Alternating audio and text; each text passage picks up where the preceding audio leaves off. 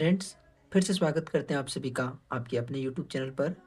तो फ्रेंड्स, आज आप लोग बीच फिर से ईबीएस का एक नया सेट लेकर के आए हैं, जिसका समापन जो है जुलाई 2013 में हुआ था। तो चलिए इससे रिलेटेड ईबीएस में आज 15 पीवाईक्यू क्वेश्चन करते हैं, और ये आप लोग 15 में कितना खुद से सॉल्व कर पाते हैं वो आप लोग कमेंट करके ज़रूर बताइएगा। और आप लोग वीडियो को लास्ट तक ज़रूर देखिएगा, क्योंकि जब तक आप वीडियो को लास्ट तक नहीं देखिएगा तब तक आपको बिल्कुल भी समझ में नहीं आएगा। तो प्लीज़ आप लोग वीडियो को लास्ट तक ज़रूर देखिएगा।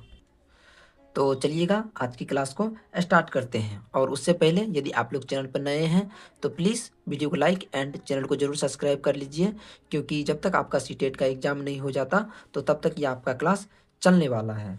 तो चलिए आज का क्वेश्चन जो है यहाँ से स्टार्ट होगा।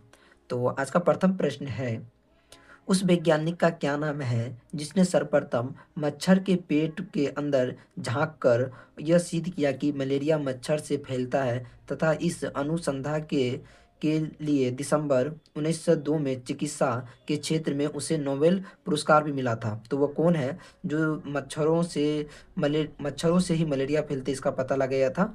तो ये जो है दोस्तों, इसका ऑप्शन नंबर सी यानी कि रोलांड रॉस, इसका ऑप्शन नंबर 4 जो है बिल्कुल ही सही हो जाएगा, क्योंकि रोनाल्ड रॉस ने ही पता किया था कि मलेरिया जो है मच्छर से ही फैलता है। तो चलिएगा बढ़ते हैं उसके बाद अगली प्रश्न की ओर। अगला प्रश्न है, रजत ने अपने मित्र से कहा, मैं नहीं खेल सकता क्योंकि मुझे बुखार है। मैं कपकपी बुखार, सिर दर्द और अंत में पसीना आने के चक्कर से गुजरता हूँ। रक्त की जांच के बाद डॉक्टर ने मुझे एक कड़वी दवाई दी। रजत किस रोग से पीड़ित पीड़ित हो सकता है? तो बताइएगा दोस्तों, इसका सही आंसर क्या हो जाएगा? तो पहला ऑप्शन में है मियाजी बुखार, दूसरा अतिसार, तीसरा हैजा और चौथा मलेरिया। जैसे ही दोस्तों इसको कपकपी है, बुखार है, सिर दर्द है, तो इसको जो है अतिसार है। जैसे तो दोस्तों इसका सही आंसर हो जाएगा वह मलेरिया, यानी कि ऑप्शन नंबर 4 हो जाएगा। जिसको मलेरिया हो जाता है वह कपकपी बुखार, सिर दर्द और लास्ट में जो है वो पसीना से गुजरते हैं। तो इसका ऑप्शन नंबर 4 जो है यानी कि डी, इसका बिल्कुल ही सही हो जाएगा। तो चलिएगा उसके बाद बढ़ते हैं अगले प्रश्न की ओर। तो अगला प्रश्न है, अल बिरूनी कौन था? तो बताइएगा दोस्तों, ये बहुत ही आसान प्रश्न है। तो पहला ऑप्शन में है वह एक कुतुबुद्दीन शाही सुल्तान था जिसने हमारे देश में लगभग 40 वर्ष शासन किया था। नहीं, ये तो वह नहीं था, ये ऑप्शन बिल्कुल गलत हो जाएगा। दूसरा, वह अफगानिस्तान का नहीं था, ये बिल्कुल गलत हो जाएगा। तीसरा है वह उज्बेकिस्तान का यात्री है जिसने एक किताब लिखी जो हमारे देश के इतिहास में जानने के बारे में सहायक है, जो कि बिल्कुल ही सही है। ये जो अलबर्नी जो है यह उज्बेकिस्तान का एक यात्री है जो अपने भारत में लगभग 1000 साल पहले आए थे, वह भी तालाबों की खोज के बारे में। तो ये इसने जो है एक किताब भी लिखा था जो कि भारत पर था। उससे उसको जब आप पढ़िएगा तो देश के इतिहास के बारे में आप लोगों को जानकारी में सहायता मिलेगा। तो इसका ऑप्शन नंबर 3 जो है बिल्कुल ही सही हो जाएगा। तो चलिएगा बढ़ते हैं उसके बाद अगले प्रश्न की ओर। अगला प्रश्न है, रात में जागने वाले जानवर हर चीज को किस रंग से देखते हैं? हर हर रंग से देखते हैं, केवल काली और सफ़ेद ही देखते हैं, और केवल हरे रंग से देख सकते हैं, केवल लाल रंग से। दोस्तों, जो जानवर रात को जागते हैं वह हर चीज़ को जिस रंग से देखते हैं वह काली और सफ़ेद ही देखते हैं। तो इसका ऑप्शन नंबर 2 जो है बिल्कुल ही सही हो जाएगा। और दोस्तों, आप लोगों को चीज़ें अच्छी लग रही है और समझ में आ रही है तो प्लीज़ आप लोग वीडियो को लाइक एंड चैनल को ज़रूर सब्सक्राइब करिएगा। तो चलिए उसके बाद अगला प्रश्न है, हाथी के झुंड के बारे में सही कथन को चुनिए। तो पहला ऑप्शन में है हाथी के झुंड में केवल हथिनियाँ और 14-15 वर्ष के बच्चे ही रहते हैं, जो कि बिल्कुल सही है। दूसरा, हाथियों के एक झुंड में किसी एक ही परिवार के सदस्य होते हैं, जो कि ये भी बिल्कुल सही है। झुंड की सबसे बुजुर्ग हथिनियाँ ही पूरी झुंड झुंड का नेता होता है, जो कि ये भी बिल्कुल ही सही है। और चौथा है, एक झुंड में हथुनियों और बच्चे की संख्या कितनी भी हो सकती है, ये कितनी भी उसकी संख्या जो है नहीं हो सकते हैं। तो ये जो है इसका पहला सही हो जाएगा। और दूसरा है, हाथी के झुंड में किसी एक ही परिवार के सदस्य, एक ही परिवार के नहीं, वो हथिनियाँ रहते हैं और उसके बच्चे भी रहते हैं। तो ये भी ऑप्शन गलत हो जाएगा, यानी कि इसका ऑप्शन नंबर 1 और 3 जो है बिल्कुल सही हो जाएगा। तो इसका ऑप्शन नंबर बी जो है बिल्कुल सही हो जाएगा। तो चलिएगा उसके बाद बढ़ते हैं अगली प्रश्न की ओर। अगला प्रश्न है, पंखुड़ियों के अंदर फूल के बीच कुछ पतली पाउडर जैसी रचनाएं दिखाई देती है जिन्हें कहते हैं परागकोश, पराग मूलाकुर और वर्तिकाग्र। तो बताइएगा दोस्तों इसका सही आंसर क्या हो जाएगा। तो वो जो है दोस्तों पतली पाउडर जैसी जो रचना होती है वह पराग कहलाते हैं। इसका ऑप्शन नंबर बी जो है बिल्कुल ही सही हो जाएगा। तो चलिएगा उसके बाद बैठते हैं अगले प्रश्न की ओर। तो अगला प्रश्न है, यदि आप रेलगाड़ी द्वारा अहमदाबाद यानी कि गुजरात जाएं तो आपको रेलवे स्टेशन पर अधिकतर बेचने वाले खाने की कौन सी चीज़ें बेचते हुए मिलेगा। तो पहला ऑप्शन में है छोटकला, चटनी, नींबू वाले चावल, छोले भटूरे तथा लस्सी और इडली, चटनी और बारह चटनी, पूरी, साग एवं ठंडा दूध। तो दोस्तों आप जब रेलवे स्टेशन पर जाइएगा तो आप देखते होंगे कि वहाँ पर चना वगैरह बिकता है, तो ढोकला, चटनी, नींबू वाले सब्जी बिकता है।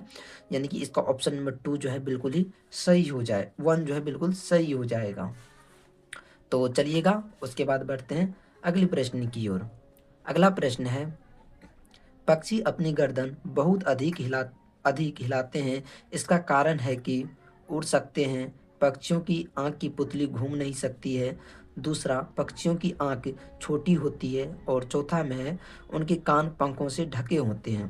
तो बताइएगा दोस्तों इसका सही आंसर क्या हो जाएगा। दोस्तों इसका ऑप्शन नंबर बी यानी कि पक्षियों की आँख की पुतली घूम नहीं सकती है, क्यों, इसका ऑप्शन नंबर बी जो है बिल्कुल सही हो जाएगा। चलिएगा बढ़ते हैं उसके बाद अगले प्रश्न की ओर। अगला प्रश्न है, निदान के पश्चात कोई डॉक्टर रोगी से कहता है कि उसके खून में हीमोग्लोबिन की कमी है, तो उसे उस रोगी को आयरन की कमी को पूरा करने के लिए क्या क्या खाना चाहिए। तो पहला ऑप्शन में चावल, चीनी, आंवला, आंवला तो हो जाएगा लेकिन चावल चीनी नहीं होगा, ये बिल्कुल गलत हो जाएगा। दूसरा हरी पत्तीदार सब्जियां, गेहूं और संतरा, हरी पत्तीदार सब्जियां तो होगा लेकिन गेहूं और संतरा नहीं, तो ये भी ऑप्शन बिल्कुल गलत हो जाएगा। तीसरा गुड़, नींबू और मटर, गुड़ तो होगा लेकिन नींबू मटर नहीं होगा, तो ये भी ऑप्शन बिल्कुल गलत हो जाएगा। और फोर्थ ऑप्शन में है आंवला, हरी पत्तियाँ और गुड़, तो इसका ऑप्शन नंबर डी जो है बिल्कुल ही सही हो जाएगा। चलिएगा दोस्तों बढ़ते हैं उसके बाद अगले प्रश्न की ओर।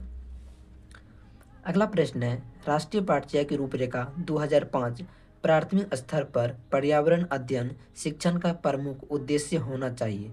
तो पहला ऑप्शन में है विषय की आधारभूत संकल्पनाओं की आधारभूत समझ का विकास, दूसरा विषय के आधारभूत सिद्धांतों के स्मरण करना। स्मरण करना दोस्तों आप लोगों को पता होगा कि एक नेगेटिव वर्ड्स है, तो ये तो यहीं पर बिल्कुल गलत हो जाएगा। और तीसरा है कक्षा कक्षीय अधिगम को विद्यालय के बाहर के जीवन से जोड़ना, तो ये सबसे अच्छा ऑप्शन है, तो इसका ऑप्शन नंबर सी जो है बिल्कुल सही हो जाएगा। क्योंकि राष्ट्रीय शिक्षा नीति 2005 कहता है कि विद्यार्थी को विद्यालय के बाहर के जीवन से जोड़ना है, तो इसका ऑप्शन नंबर सी बिल्कुल राइट हो जाएगा। तो चलिएगा बढ़ते हैं उसके बाद अगले प्रश्न की ओर। चलिएगा बढ़ते हैं उसके बाद अगले प्रश्न की ओर। तो अगला प्रश्न है, निम्नलिखित में से कौन सा प्राथमिक स्तर पर पर्यावरण अध्ययन की पाठ्यचर्या की आवश्यकता के अनुरूप नहीं है। तो यहाँ पर जो है नेगेटिव पूछ रहा है। तो पहला ऑप्शन में है उसे काम की दुनिया में प्रवेश के लिए शिक्षार्थियों को ज्ञान एवं कौशल से लेस करना चाहिए। ये ऑप्शन बिल्कुल ही गलत हो जाएगा, यानी कि नेगेटिव का नेगेटिव, यानी कि ऑप्शन नंबर 1 जो है इसका बिल्कुल ही सही हो जाएगा। तो चलिएगा उसके बाद बढ़ते हैं अगले प्रश्न की ओर। तो अगला प्रश्न है, एनसीईआरटी की पाठ्य पुस्तकों में पर्यावरण अध्ययन को उच्च प्राथमिकता और स्थान दिया गया है। तो पहला ऑप्शन में है विषय की आधारभूत संकल्पनाओं की व्याख्या करने के लिए, दूसरा चिंतन और विषम्य के लिए शिक्षार्थियों को अवसर उपलब्ध कराने के लिए, और तीसरा तकनीकी शब्दावली की सटीक परिभाषा उपलब्ध कराने के लिए, और चौथा में है अधिक संख्या में अभ्यास प्रश्नों को शामिल करने के लिए। तो बताइएगा दोस्तों इसका सही आंसर क्या हो जाएगा। तो इसका इसमें बोल रहा है कि पर्यावरण अध्ययन की उच्च प्राथमिकता को स्थान दिया जाना चाहिए एनसीईआरटी के हिसाब से। तो ये जो है चिंतन एवं विषम्य के लिए शिक्षार्थियों को अवसर उपलब्ध कराने के लिए, तो इसका ऑप्शन नंबर बी जो है बिल्कुल ही सही हो जाएगा। चलिएगा बढ़ते हैं उसके बाद अगली प्रश्न की ओर। तो अगला प्रश्न है, पर्यावरण अध्ययन की पाठ्य पुस्तकों में कविताओं और कहानियों को शामिल करने का निम्नलिखित में से कौन सा उद्देश्य नहीं है? तो पहला ऑप्शन में है विषय में रुचि का विकास करना, जो कि बिल्कुल ही सही है। दूसरा, नित्य और एक रस विषय वस्तु में बदलाव करना। और तीसरा, शिक्षार्थियों को आनंद और मज़ा उपलब्ध कराना, ये भी बिल्कुल सही है। चौथा, शिक्षार्थियों में कल्पनाशीलता और सृजनात्मकता योग्यता को बढ़ावा देना, ये भी ऑप्शन बिल्कुल ही सही है। लेकिन यहाँ पे पूछ रहा है नेगेटिव, तो नेगेटिव का नेगेटिव यानी कि ऑप्शन नंबर बी जो है इसका बिल्कुल ही सही हो जाएगा। चलिएगा बढ़ते हैं उसके बाद अगली प्रश्न की ओर। उससे पहले दोस्तों, यदि आप लोगों को चीज़ें अच्छी लग रही है और समझ में आ रही है तो प्लीज़ वीडियो को लाइक एंड चैनल को ज़रूर सब्सक्राइब कर लीजिएगा। और आप लोग ये 15 में जो है खुद से कितना सॉल्व कर पाते हैं वो जो है आप लोग कमेंट करके ज़रूर बताइएगा। तो चलिएगा अगली प्रश्न की ओर बढ़ते हैं। पर्यावरण अध्ययन की एक अच्छी पाठ्यचर्या को बच्चों के प्रति सही, जीवन के प्रति सही और विषय के प्रति सही होना चाहिए। पाठ्यचर्या की निम्नलिखित विशेषताओं में से कौन सी उपयुक्त आवश्यकता को पूरा नहीं करता है? तो यहाँ पर जो है नेगेटिव पूछ रहा है, तो यहाँ पर आप पहले ही देख लीजिए नेगेटिव कौन है। तो यहाँ पर ऑप्शन नंबर 4 में बोल रहा है ये शब्दावली और परिभाषाओं पर बल देना चाहिए। तो दोस्तों परिभाषाओं याद करना, इस पर बल नहीं देना है। तो ये जो है एक नेगेटिव वर्ड्स है, तो नेगेटिव का नेगेटिव यानी कि ऑप्शन नंबर 4 जो है इसका बिल्कुल सही हो जाएगा। और दोस्तों जब आप पैडागोजी सॉल्व करिएगा तो आप टैग वर्ड्स कर लीजिएगा। जब आप टैग वर्ड्स कर लीजिएगा तो टैग वर्ड्स की मदद से जो है आप बहुत सारे क्वेश्चन को आसान से सॉल्व कर सकते हैं। तो आप लोग टैग वर्ड्स ज़रूर कर लीजिएगा। तो दोस्तों ये आज का लास्ट प्रश्न है।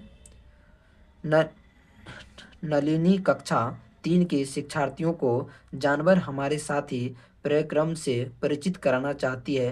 कार्यक्रम को और अधिक रोचक तरीके से प्रस्तुत करने के लिए निम्नलिखित में से कौन सी युक्ति सर्वाधिक उपयुक्त है? यानी कि ऑप्शन चारों सही है, लेकिन चारों में सबसे अच्छा कौन है? तो इसका पहला ऑप्शन में विभिन्न जानवरों के चित्रों को प्रदर्शित करने वाले चार्ट का प्रयोग करना, देखते हैं। और दूसरा है विभिन्न जानवरों के चित्रों को श्याम पट पर बनाना। चलिए आगे देखते हैं। जानवरों और उनकी उपयोगिताओं पर आधारित फिल्म प्रदर्शित करना, ये सबसे अच्छा लग रहा है। चलिए चौथा ऑप्शन देखते हैं। शिक्षार्थियों को पाठ्य पुस्तक में जानवरों द्वारा दिए गए चित्र को देखने के लिए कहना। चित्र देखने से बस उसको कुछ समझ में नहीं आएगा, जब उसको जानवरों तथा उनकी उपयोगिता पर आधारित फिल्म प्रदर्शित करेंगे कि कौन से जानवर से किसका इसका क्या उपयोग किया जाता है, तो वह बिल्कुल अच्छा रहेगा। तो इसका ऑप्शन नंबर 3 जो है बिल्कुल ही सही हो जाएगा। तो दोस्तों ये आज का 15 प्रश्न था। तो आप लोग ने 15 में खुद से कितना सॉल्व किया, 15 में 13, 15 में 14, 15 में 10, तो वह आप लोग कमेंट करके ज़रूर बताइएगा। तो मिलते हैं एक नया सेट के साथ, तब तक के लिए बाय। लाइक एंड सब्सक्राइब आप लोग अपने मन से कर दिया करिए। Thank you.